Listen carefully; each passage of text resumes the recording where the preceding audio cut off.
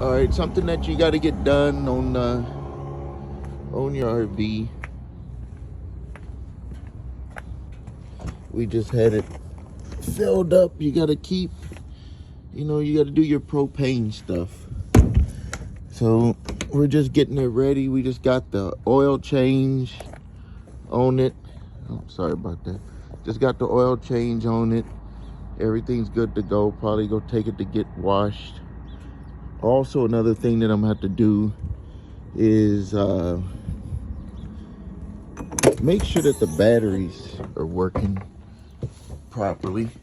And having a little bit of starting a little rough to start. We'll see real quick. So you can see how, well, I guess just probably because it wasn't started. But we got the oil change. Everything is good on that. So we'll keep you up to date on some other stuff. We're going to show you how to de-winterize.